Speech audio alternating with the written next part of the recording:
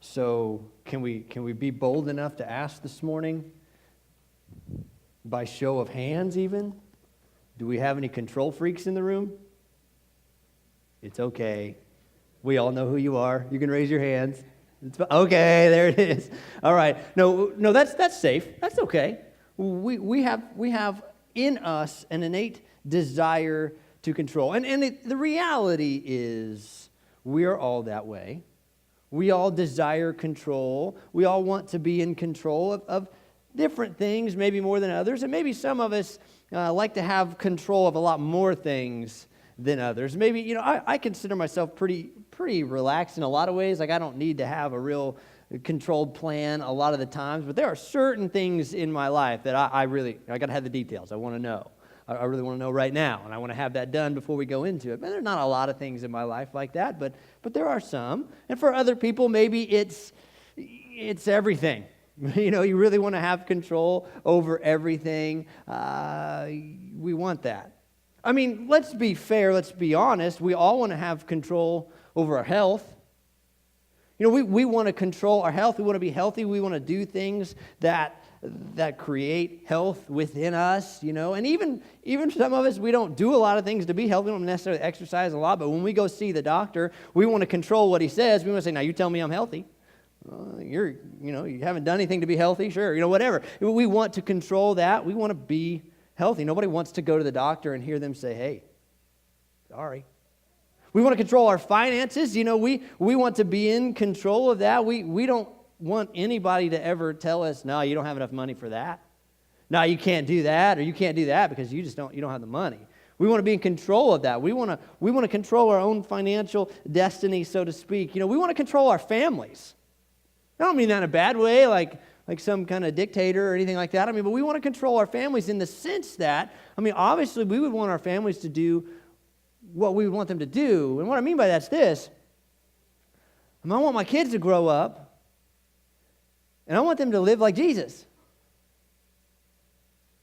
If I could control that, if I could guarantee that, if I could do something that would assure that they would grow up and do exactly what Jesus would do, live a life of a disciple, and do everything that Jesus would do for the world. Yeah. We want to control things like that. We want to control our finances or our health or our families. Yeah, we want to do that. We want to have control over those things. But in reality, we really know we can't, right? We may have done things our whole life to be healthy. We may have worked out every day. We may have gone to the gym 5 days a week. We may have eaten perfectly our whole life. And we go to the doctor at one time. He says, hey, cancer, heart disease, you fill in the blank. Hey, we may have saved and done everything we can to plan our finances out just right so that we'd be able to retire right and give to our kids and do all those kinds of things. It just seems like, financial boom after financial boom after financial boom. We just can't get on top. We just can't control the situations that are going on.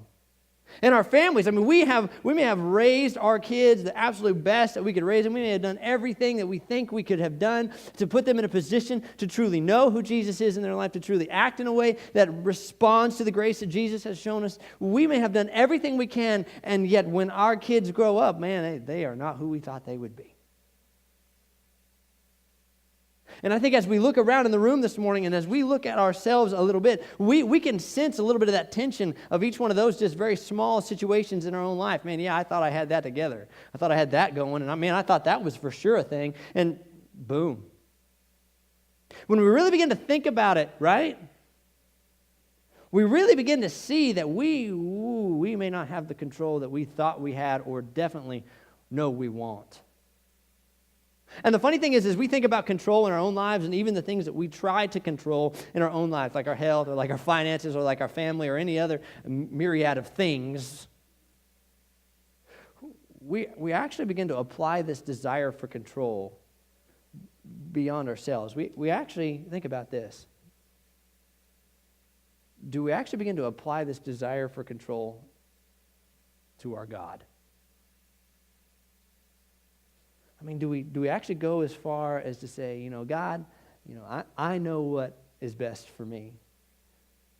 I know how you should react in this situation. I know what's best for this situation, and you should do it this way. Or God, when I do this, you're going to do this. Or God, when I do that, you'll do those things. Or whatever. We begin to apply this desire for control over the things in our own life, even with God.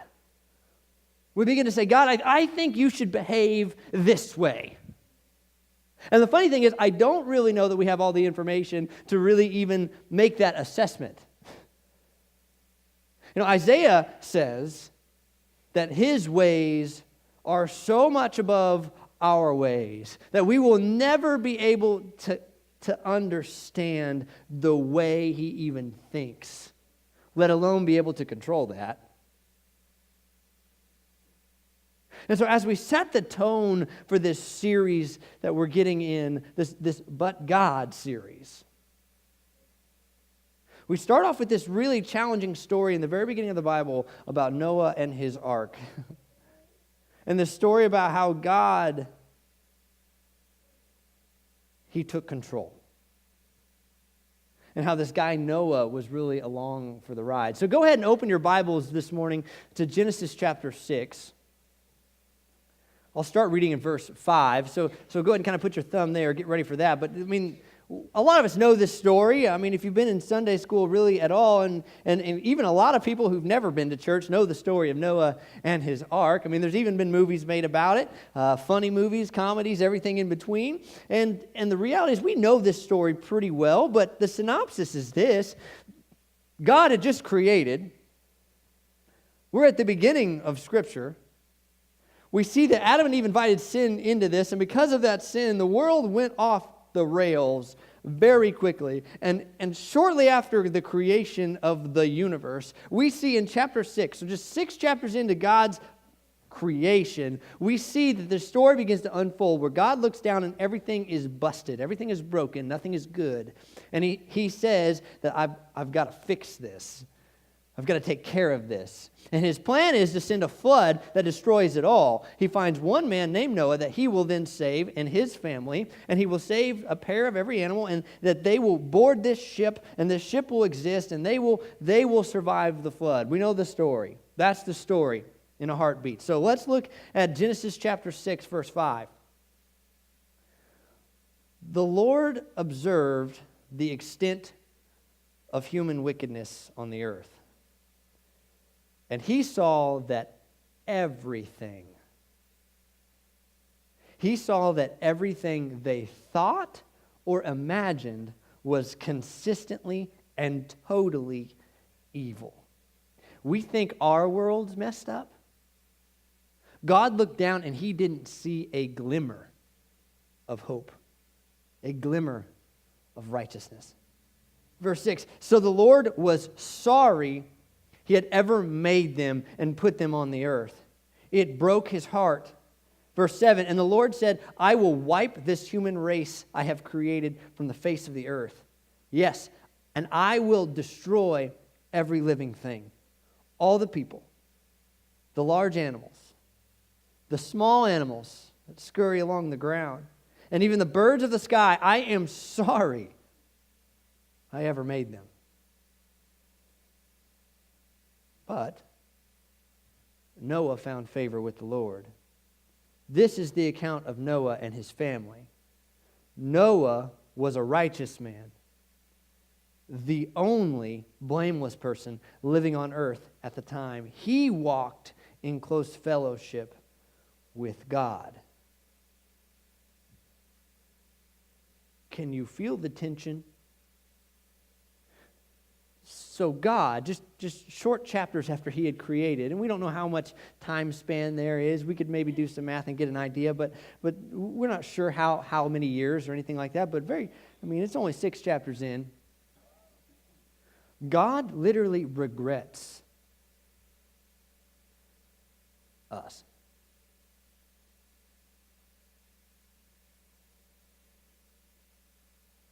God regrets our presence because we have defiled him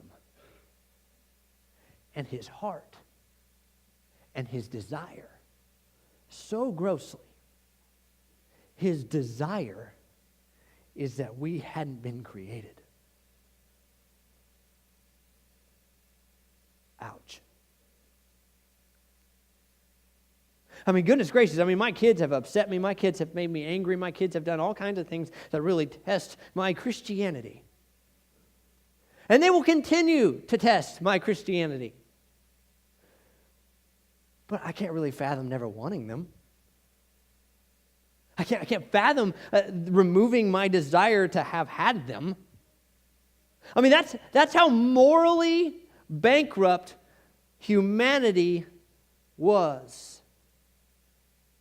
Now, the interesting thing is here we see, and a lot of people would say that we see a side of God here that's important. We see the wrathful side of God in this story. And I think that's true.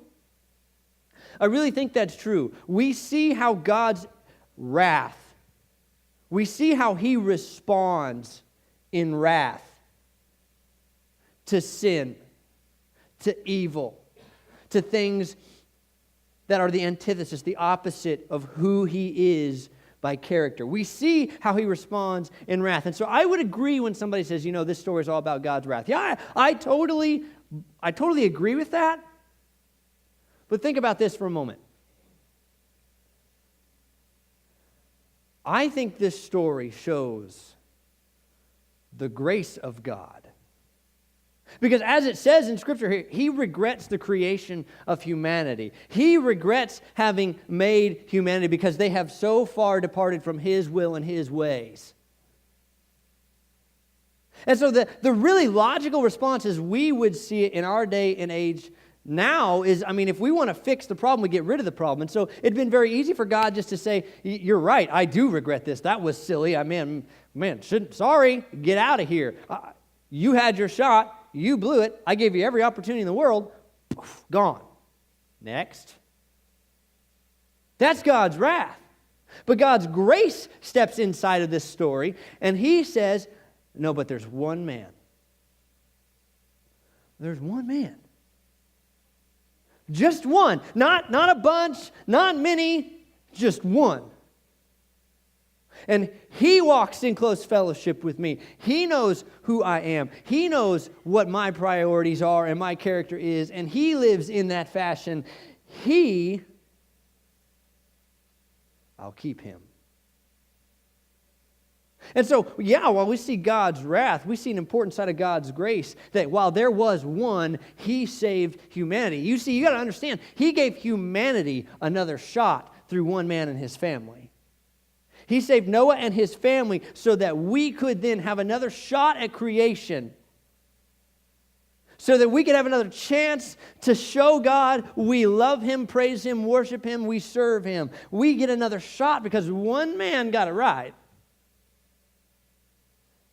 So I think this is a story of God's grace. But beyond that, imagine for a moment, now put yourself in Noah's shoes. Okay, so now we got the background of the story. We understand everything was so broken and evil that God has to wipe it out. We understand that He probably should have wiped everything out and just started over. But He saw one man who was in close fellowship with Him, that man named Noah, so He decided to save him and his family and give humanity another shot. We see that. And now we put ourselves in the shoes of Noah and we ask ourselves, can you imagine what it was like to live in his shoes?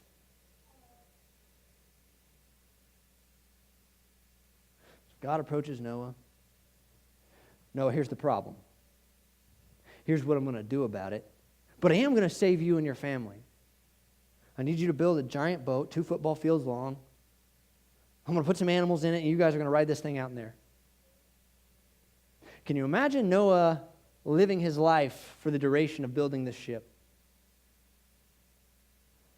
Think about it this way. Imagine every time Noah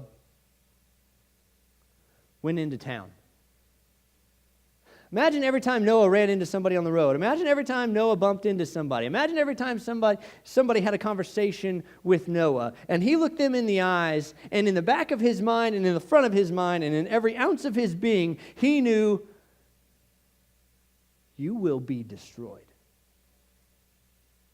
Imagine as he watched children run alongside of the road. Imagine as he watched families do whatever families did then. Imagine as he watched all of these things unfolding around him. And as he watched people go on about their merry little life and their evil little ways,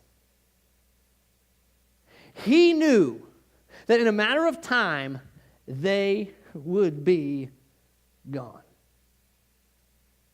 And that there was nothing he could do to help them. He couldn't warn them. He couldn't help them. He couldn't change them. The decision was made. He was literally in God's hands at this point. He was at God's mercy, and there was absolutely nothing he could do but do what God asked him to do. I can't fathom shaking somebody's hand or doing business with somebody or buying supplies for my ark, as crazy as that would sound.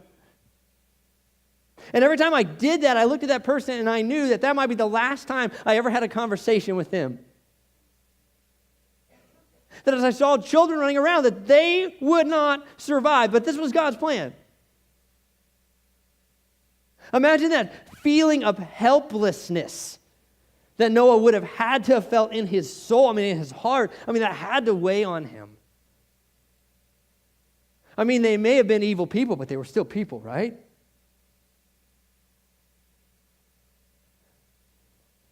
Look at the things inside Noah's life that he had no control over. Look at this. Noah couldn't control a lot of things, but one of the things that he definitely could not control was the world's sin. He couldn't control the world's sin. Think about this. So before Noah was ever around, we had the Garden of Eden, and we know that Adam and Eve sinned. They were told not to eat of the fruit. They ate the fruit. And from that point on, sin was invited into this place, and we live with that ailment to this day, the ailment of sin. And because of that sin, up to Noah's time, it had gotten so insane, so crazy, that everything about creation was evil. And there was nothing Noah could do to remove that sin or take that sin, or even that we can. We feel that tension today, right? We look out into the world, we watch the television, we listen to the radio, we read the newspaper, we look on the internet, we check our Facebook and Twitters and all those kinds of things, and we see what the news says about the world, and it is scary sad. We see sin living itself out over and over and over through people we don't know, through people we do know, through people we don't like, through people we love desperately. And if we could control sin, we would certainly go into that element and we would certainly stop it. Imagine Noah. If he could go back to the garden and tap on Eve's shoulder and say, hey, don't do that. Let me tell you what's going to happen. Or if you go shake Adam by the shoulders and say, get over there by your wife and help her understand what obedience to the Father is. Stop her, protect your children, protect the world, because you don't have a clue what God's going to do. Noah would have controlled that. He would have went in there. We would. If we could go into the hearts and lives of people and stop them from sinning, we would do that. And frankly,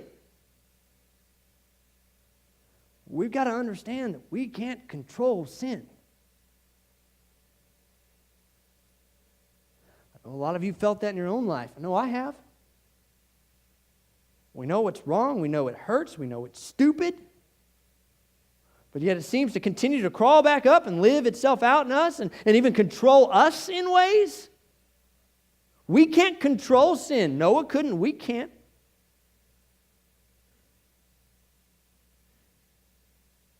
But Jesus can. The promise of the cross is very simple. The promise of the cross is new life, is new creation, is new hope. With Jesus and only Him, He conquered death. He conquered sin. He conquered the grave. He gives us authority over evil, over sin. And so even in the acknowledgement of sin in the world, we've got to understand that it's only through Jesus that we defeat it. Noah looked into a world of brokenness and he saw there's no way for me to fix this. He couldn't control it. And in a lot of ways, we're the same today. We've got to understand that we can't control sin. But we have someone who can in Jesus. And that makes it our job, our obligation to share that. So Noah certainly couldn't control the sin of the world. He also couldn't control God's wrath. Wrath is this emotive, this emotional response. Anger is soft. Anger is getting mad or whatever. Wrath is this extra step. And we got to understand that God's wrath isn't this flying off of the hinge, out of control.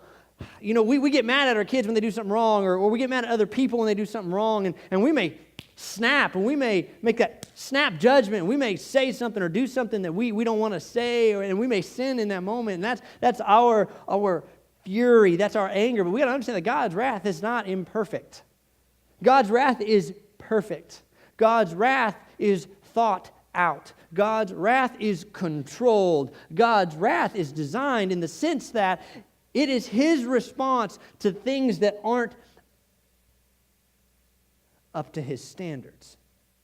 That He can't live in the presence of imperfection. He can't live in the presence of unholiness.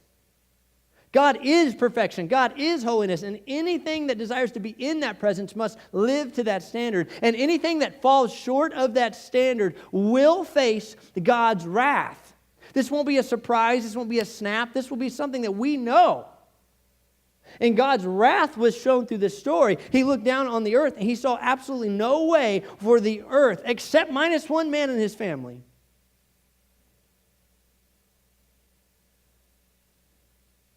to have any kind of hope for humanity to live to that standard. Therefore, His wrath came into play.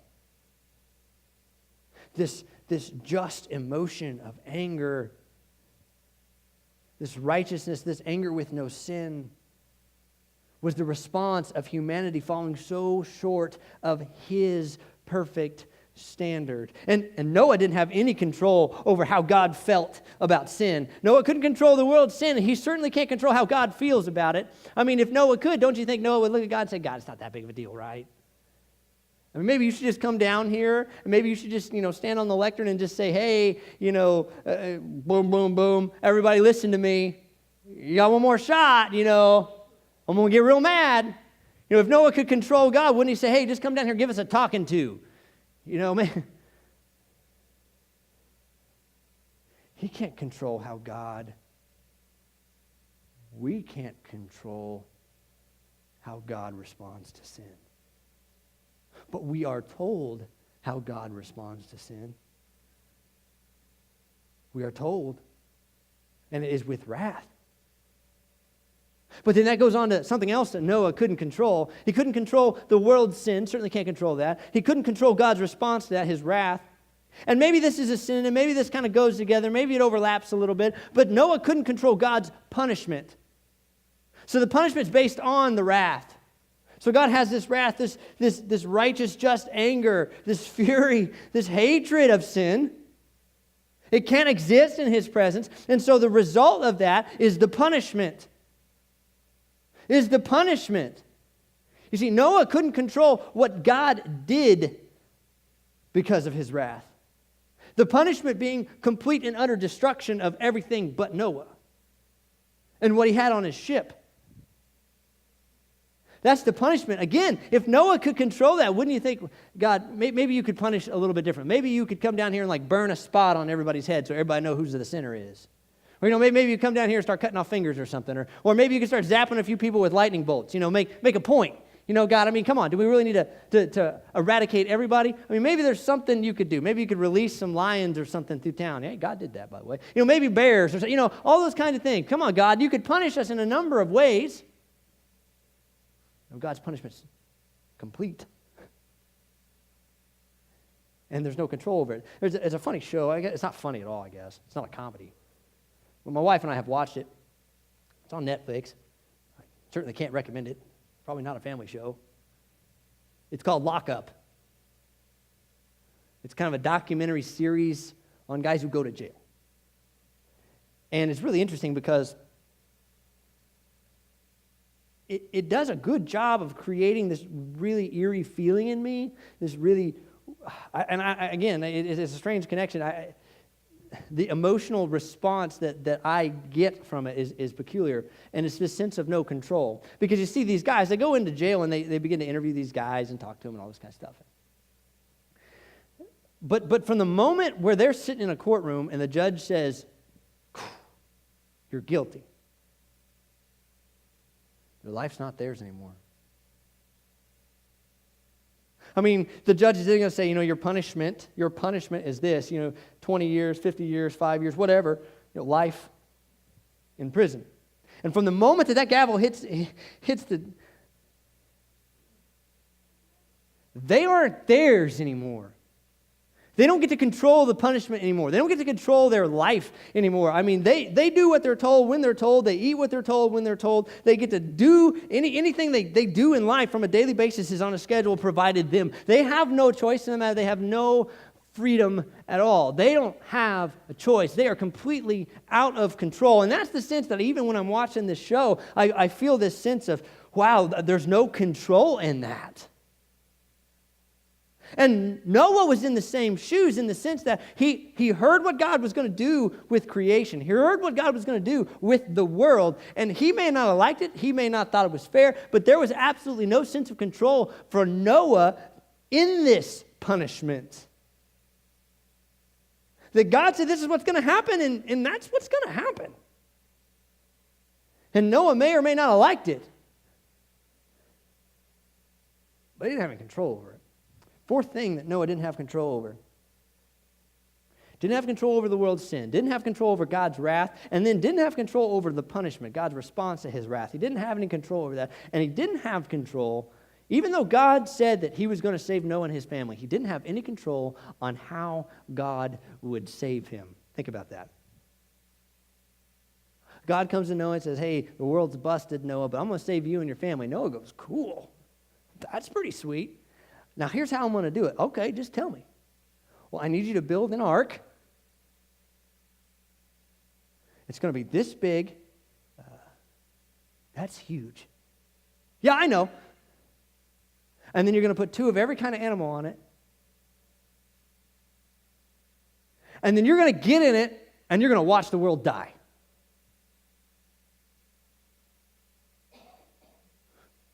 Could you maybe just snap your fingers or something? I mean, is there an easier way? Is there a way that doesn't require me to look like a maniac? Is there a way that doesn't require me to go through this kind of pain and suffering while the world watches me do this? Is there a way that we can do this a little quicker? Does it have to be this drawn out? Can't you just put like a little force field around me or something? Or maybe, how about this? You just snap your fingers, get it over with, and here we are in this perfect Eden. He didn't have any control on the way in which God wanted to redeem the world. You see, God wanted to use Noah and his family. God wanted him to be used to redeem the world. He wanted him to restart creation. You see, he wanted his family to be the ones in which the covenant would continue. He wanted him. Noah's in the lineage of Jesus here. We understand that when we are, creation restarts there. God wanted that, but why did God do it the way he did it? Why do you have to make it so difficult? So while Noah, I'm sure, was thrilled that he was going to be saved by God, he didn't have any control on the way it would happen. I think sometimes we can relate to that.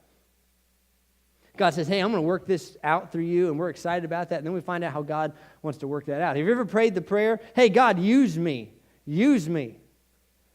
I surrender to you. You sing the song, I surrender all.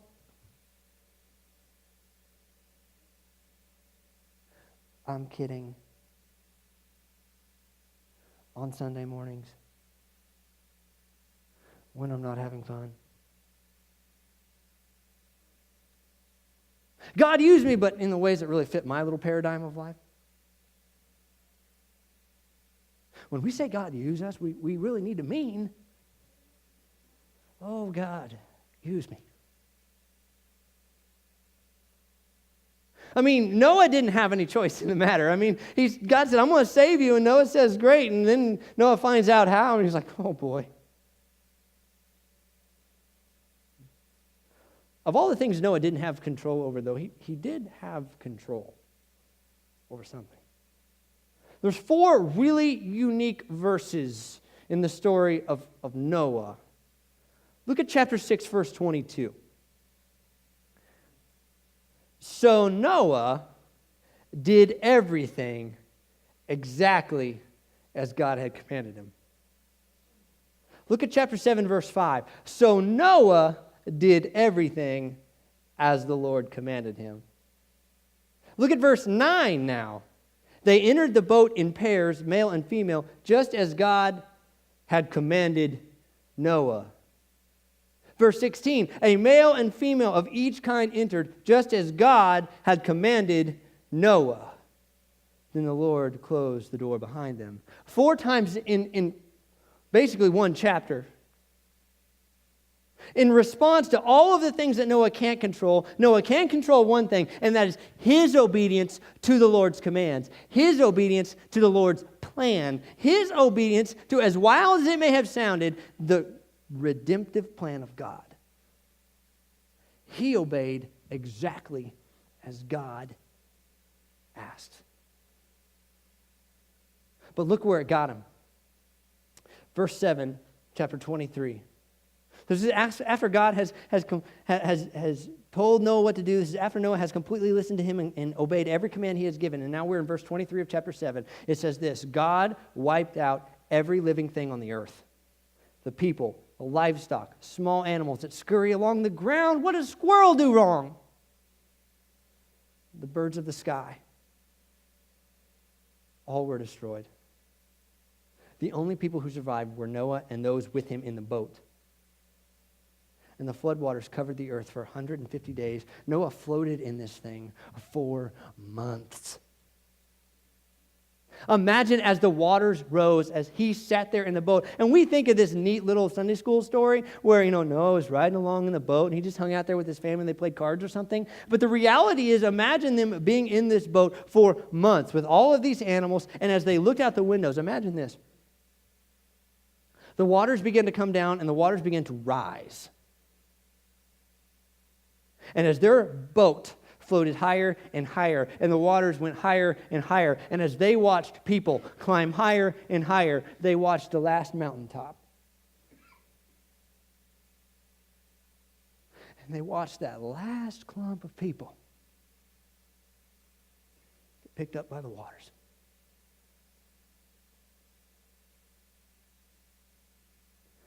Some plan, God. Talk about a feeling of no control where people are screaming and people are hopeless and people are going to die, and Noah watches. And then he sits in the boat and gets to think about it for months. And so this is how Noah deals with the emotional trauma of a worldwide flood that destroys everything except what's on his ship. That's what happens. Noah completely obeyed. Now read with me chapter 8, verse 1. But God. So in the midst of all these things that Noah has no control over, in the midst of the crazy plan that God has to save him, in the midst of the brokenness and pain that he has witnessed in the world, in the midst of all of that, now verse 1 of chapter 8, but God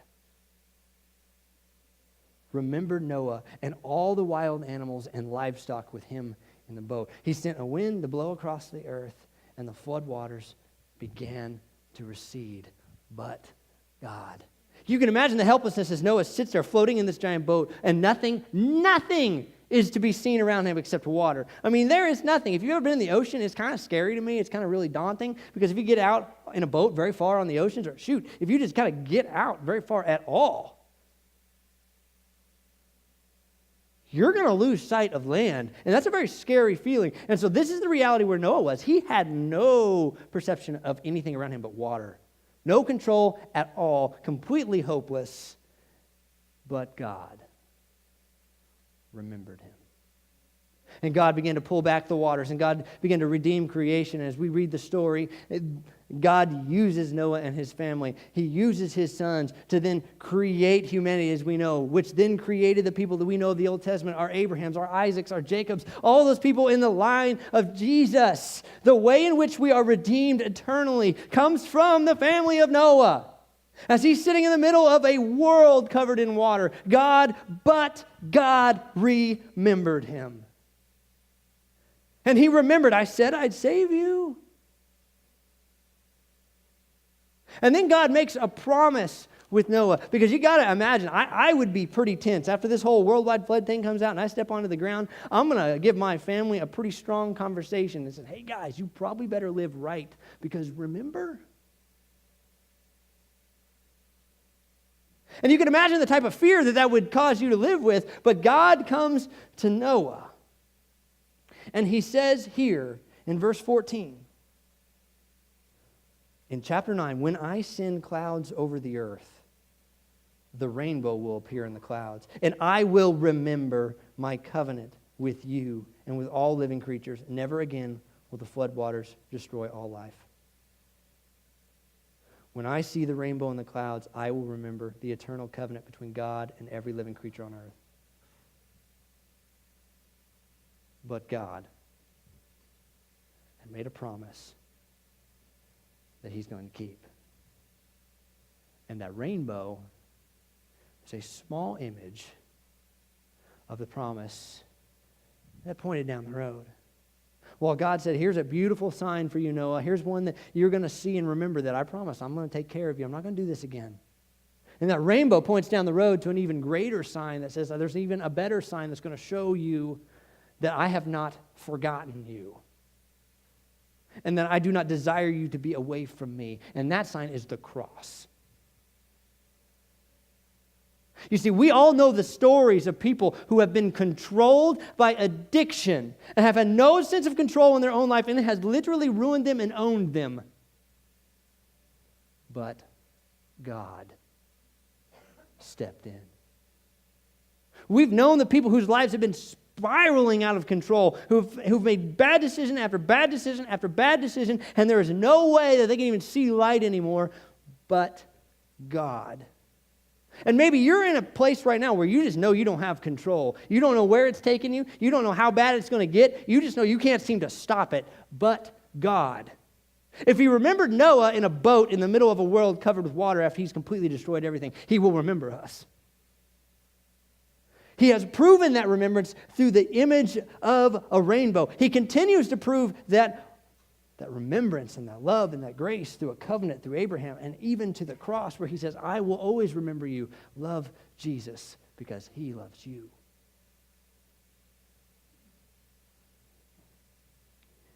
Here's how we end. We don't like not having control. But in order for God to work out his plan with us, he has to have control.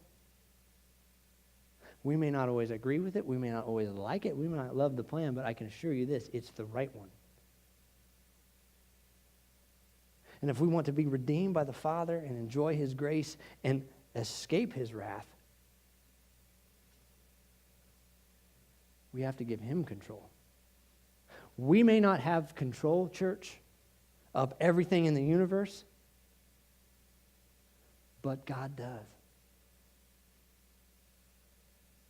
And that's the way we want it. So here's my challenge.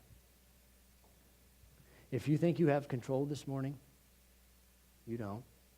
If you know you don't have control this morning, let God step in. And if you think everything's going okay right now, but I can tell you there's going to be a time where stuff kind of gets out of control, invite Jesus. He's the one that has control. Pray with me.